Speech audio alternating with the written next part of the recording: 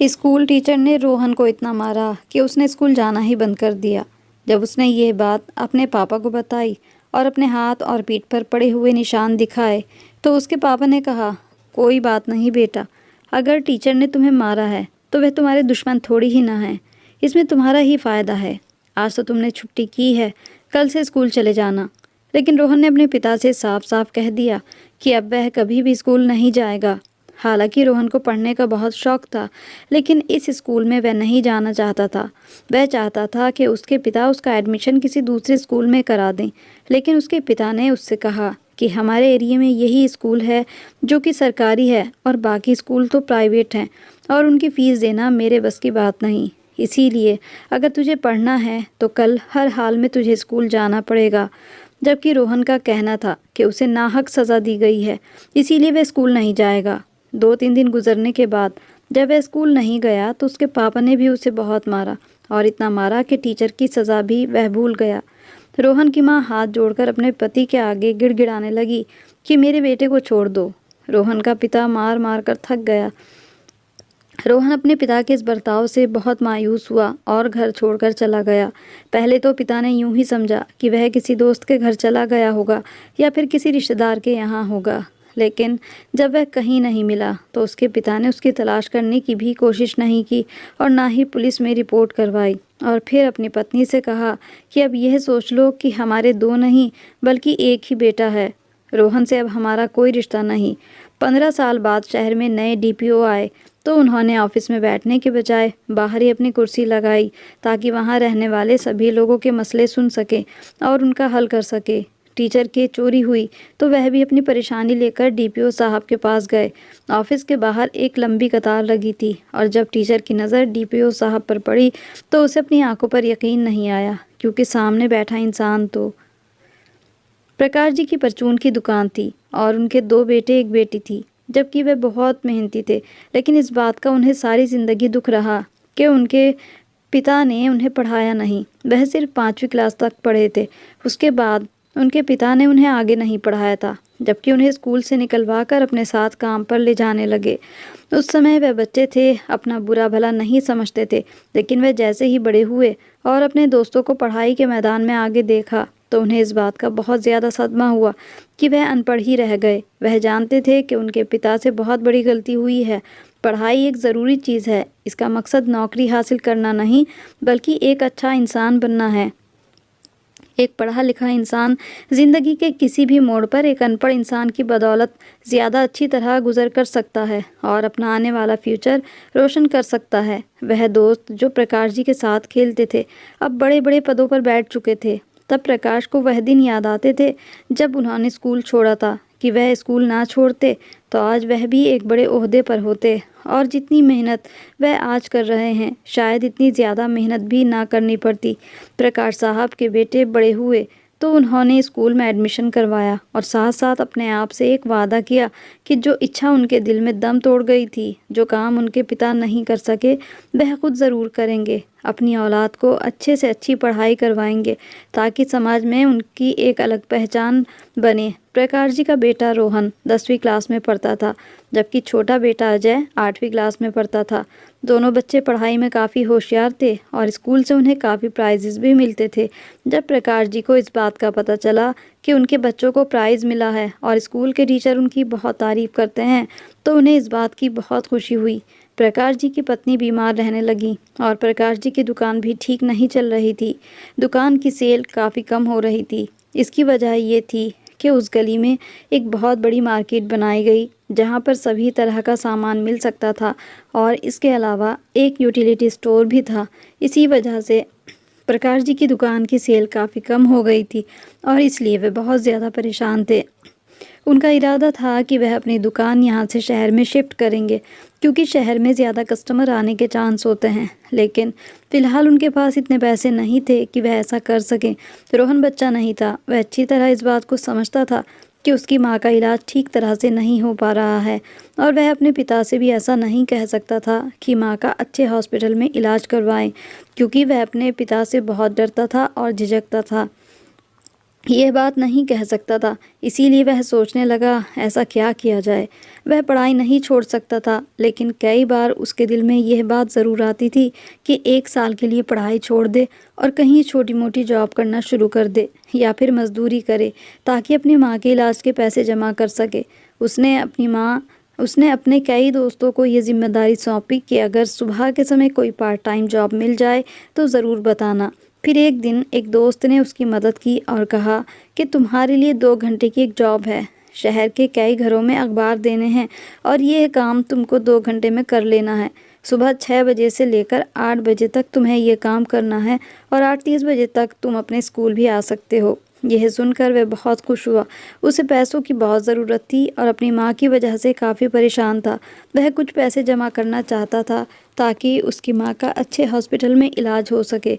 यह part time job मिलने पर वह बहुत खुश था, क्योंकि महीने में 10,000 रुपये उसे मिलने थे। वह तो यही समझ रहा था कि वह समय पर स्कूल भी पहुंच जाया करेगा, और उसने ये कोशिश भी की थी। लेकिन आगे जाकर उसके लिए काफ़ी परेशानी बढ़ गई थी। परेशानी ये थी कि टीचर ने 10वीं क्लास का एक एक्स्ट्रा पीरियड लगा दिया था, क्योंकि बोर्ड के एग्ज़ाम नज़दीक थे और वे चाहते थे कि बच्चों को ज़्यादा से ज़्यादा टाइम दे सके। उसने 10वीं क्लास के सारे बच्चों को इस बात को कहा कि 7:30 बजे तक सभी बच्चे स्कूल आ जाया करें, ताकि तुम्हारी तैयारी के लिए 1 घंटा और मिल सके। उस दिन रोहन जब क्लास में पहुंचा तो टीचर गुस्से में था। उसने रोहन को पहले बहुत बुरा भला कहा और इस बात का ताना दिया कि तुम अपने टीचर की बात नहीं मानते तो इसका अंजाम भी बहुत बुरा होगा। रोहन ने अपने टीचर से सिर्फ इतना कहा कि सर, आप मुझ पर भरोसा रखिए, मैं किसी मजबूरी की वजह से स्कूल समय पर नहीं पहुंच सकता, लेकिन मैं आपसे इस बात का वादा करता हूं कि मैं अच्छे नंबर ज़रूर लेकर आऊँगा, क्योंकि मैंने काफ़ी तैयारी कर रखी है और मेरी तैयारी में कमी नहीं। लेकिन टीचर ने आओ देखा न ताओ, वह बुरी तरह रोहन को मारने लगा। इतना मारा कि स्कूल के बाकी टीचर्स को बीच में आना पड़ा। जब प्रिंसिपल ने टीचर से पूछा कि आपने रोहन को इतना क्यों मारा है, जिस पर टीचर झूठ बोलते हुए कहने लगा कि रोहन ने भरी क्लास के सामने मेरा हाथ पकड़ा और मेरे साथ बदतमीज़ी की है। उसने गवाहों के तौर पर क्लास के बाकी बच्चों को प्रिंसिपल के सामने पेश किया और कहा कि आप उनसे पूछ लें। बच्चों ने अपने टीचर के डर की वजह से इस बात की गवाही दी कि रोहन ने टीचर के साथ बदतमीज़ी की थी। प्रिंसिपल को भी रोहन पर गुस्सा आया और उन्होंने भी रोहन की पिटाई शुरू कर दी। उसके बाद ये कहकर स्कूल से निकाल दिया, कल अपने पापा को लेकर इधर आना। लेकिन रोहन को इस बात का बहुत गुस्सा था। उसे इस बात का दुख था कि बगैर किसी वजह के उसे पीटा गया, और टीचर जिसकी वह इतनी इज्जत करता था, उसने रोहन पर झूठा इल्ज़ाम लगाया। रोहन रोता हुआ घर आया तो उसके पिता ने उससे रोने की वजह पूछी। उसने रोते हुए कहा, पापा, आज मेरे टीचर ने मुझे मारा, जिनकी मैं सबसे ज़्यादा इज्जत करता था, और मुझे दुख तो इस बात का है जिस वजह से मुझे मारा गया वह बात थी ही नहीं। उसने अपने पिता को अपने हाथ और पीठ पर लगे निशान दिखाए। प्रकाश जी ने अपने बेटे के वह निशान देखे और कहा, बेटा, बेशक टीचर ने तुझे बहुत मारा है, लेकिन टीचर किसी भी स्टूडेंट का दुश्मन नहीं होता। वह उसके भले के लिए उसे मारता है और सज़ा देता है। तुम भी इस बात को अच्छी तरह समझ लो और कभी भी अपने टीचर से नफ़रत मत करना, क्योंकि अगर एक स्टूडेंट अपने टीचर से नफ़रत करता है तो वह ज्ञान की रोशनी से दूर हो जाता है। रोहन ने अपने पिता से कहा कि मैं टीचर से नफ़रत नहीं करता, लेकिन अब मैं उस स्कूल में नहीं पढ़ूंगा, बल्कि अब तो मैं चाहकर भी उस स्कूल में पढ़ ही नहीं सकता। प्रकाश जी ने अपने बेटे से कहा कि तू स्कूल जाएगा हर हाल में। अभी फ़िलहाल तुम डॉक्टर के पास चलो ताकि तुम्हें कोई दवाई दी जा सके।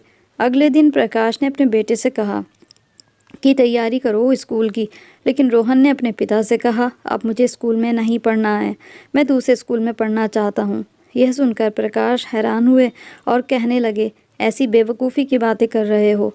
इस पूरे एरिया में सिर्फ एक ही सरकारी स्कूल है, जबकि सारे स्कूल प्राइवेट और महंगे स्कूल हैं। मैं तुम्हारी इतनी महंगी महंगी फ़ीस कैसे अदा कर सकता हूँ। लेकिन रोहन ने यही कहा कि अब स्कूल में मेरे लिए पढ़ना मुमकिन नहीं। जब मुझे मारा जा रहा था तब काफ़ी स्टूडेंट्स मेरी इस हालत पर मुस्कुरा रहे थे और मैं उनकी वह मुस्कुराहट महसूस कर सकता था। मैं अब किसी से नज़र मिलाने के काबिल नहीं। 2-3 दिन तक रोहन स्कूल नहीं गया तो चौथे दिन उसके पिता ने भी उस पर सख्ती की और पिटाई शुरू कर दी। माँ बेचारी हाथ जोड़कर आगे आई और कह दी कि मेरे बेटे को मत मारो, इससे पहले ही टीचर ने बहुत मारा है। तो प्रकाश जी अपनी पत्नी से यही कहते कि समझाओ अपने लाडले को, अगर ये मेरे घर में रहेगा तो वही करेगा जो मैं चाहूँगा, मेरे हर हुक्म को मानना पड़ेगा, वरना ये यहाँ से दफ़ा हो जाए। मैं यही समझूंगा कि मेरा एक ही बेटा है और मुझे किसी नालायक बेटे की ज़रूरत भी नहीं। रोहन ने जब यह सुना तो उसे बहुत दुख हुआ और वह सारी रात सो नहीं पाया, जबकि घर के सभी लोग सो रहे थे। उसके बाद सुबह के अंधेरे में ही रोहन घर से चल पड़ा और घर से खाली हाथ चल पड़ा। उसे खुद नहीं पता था कि वह कहाँ जा रहा है। रोहन की माँ सुबह जब उठी तो उसने देखा कि रोहन का बिस्तर खाली पड़ा है। पहले तो उसने यही समझा कि इधर उधर कहीं होगा। फिर उसने घर के चारों तरफ उसे देखा, छत पर भी देखा, तो वह बेचैन हो गई। बेचारी माँ थी, वह अपने बेटे के लिए काफ़ी परेशान हो गई। उसे इस बात का डर था कि रोहन ने अपने साथ कुछ ऐसा वैसा ना कर लिया हो। वह अपने पति के पास आई और कहने लगी कि रोहन घर में नहीं है, आप उठिए, देखिए कहाँ है वह। प्रकाश ने सोते हुए अपनी पत्नी से कह दिया कि खामोशी से सो जाओ और मुझे भी सोने दो, कहीं नहीं जा सकता वह, बाहर कहीं होगा। लेकिन वह माँ थी, अपने बेटे के लिए काफ़ी परेशान थी, बार बार अपने पति को उठा रही थी। उसके बाद सुबह की रोशनी फैलने लगी तो प्रकाश जी ने इधर उधर देखा, लेकिन रोहन कहीं नज़र नहीं आ रहा था। रोहन के जो नज़दीकी दोस्त थे उसने उससे भी पूछा, लेकिन उन्होंने कहा कि रोहन हमारे पास नहीं आया। माँ बेचारी रोने लगी, लेकिन पिता का दिल अभी भी पत्थर बना हुआ था। अजय को अपने बड़े भाई से लगाव था, वह अपने पिता के डर की वजह से रो भी नहीं रहा था।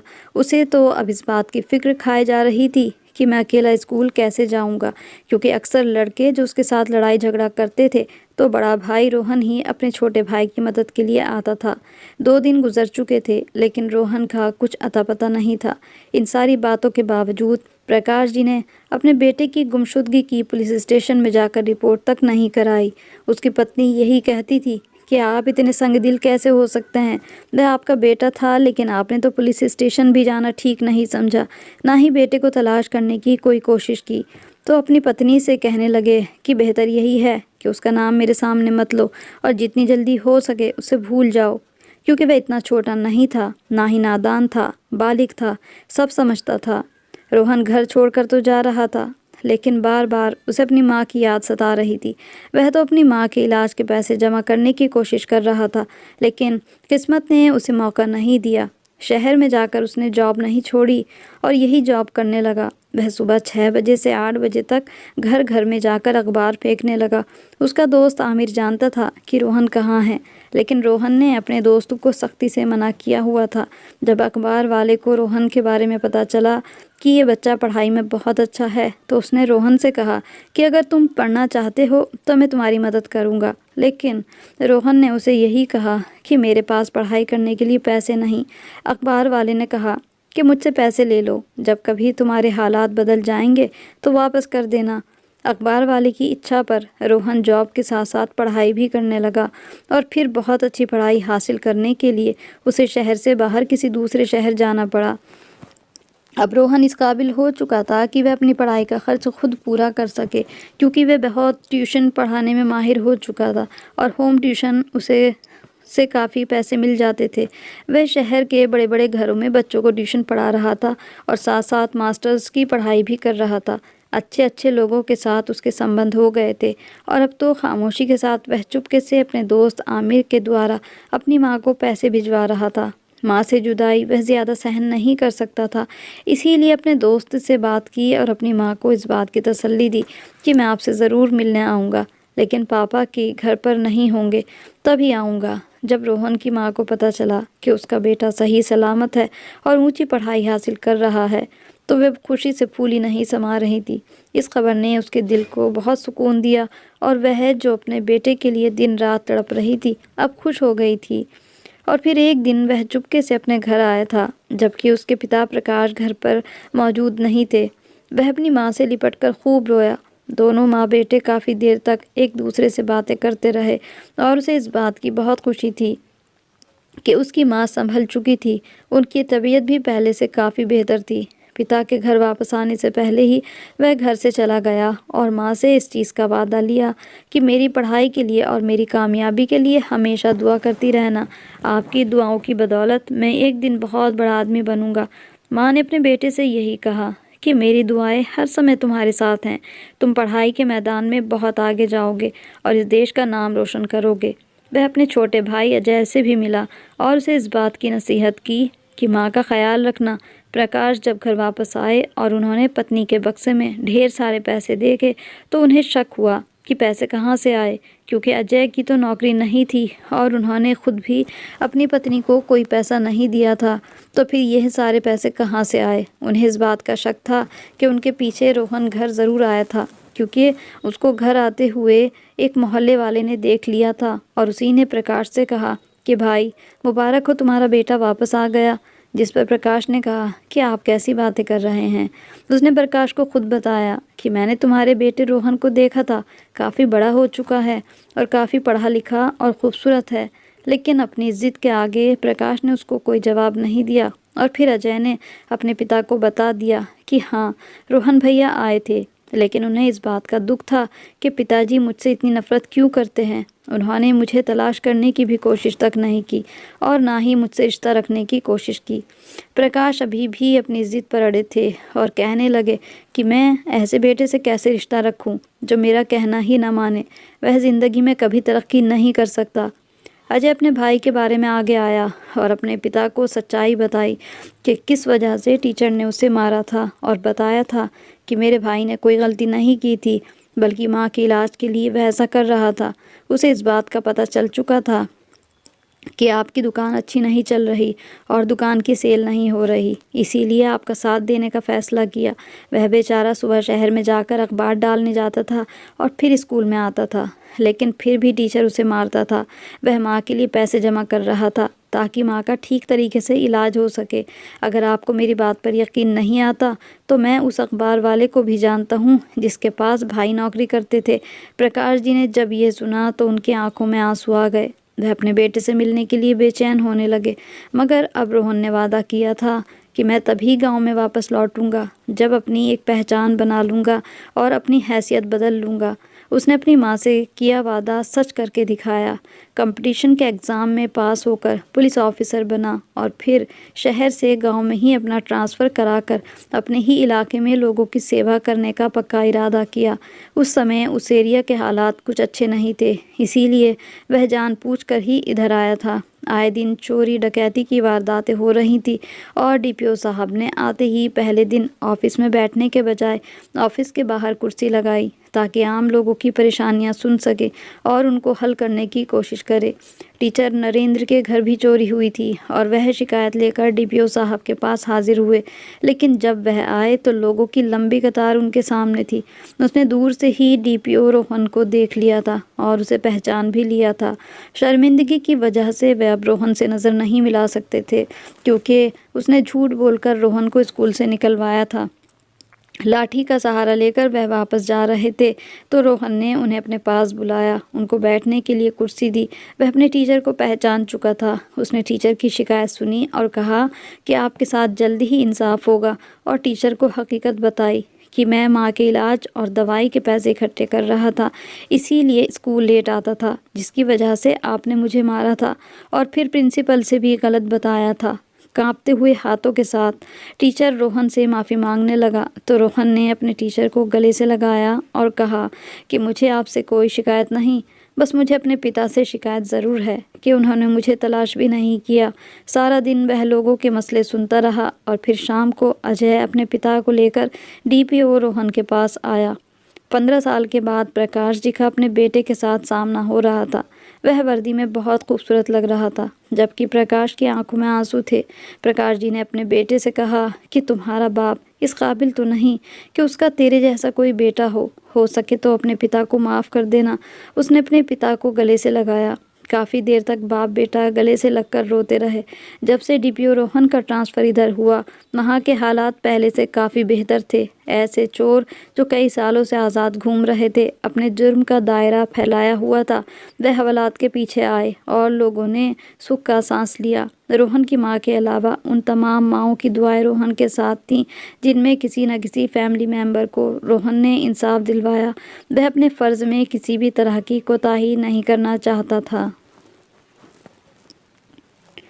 तो ये थी हमारी आज की कहानी। कहानी अच्छी लगी हो तो इसको लाइक ज़रूर कर दें, शेयर ज़रूर करें और हमें कमेंट करके बताएं कि आपको किस तरह की कहानी अच्छी लगती हैं।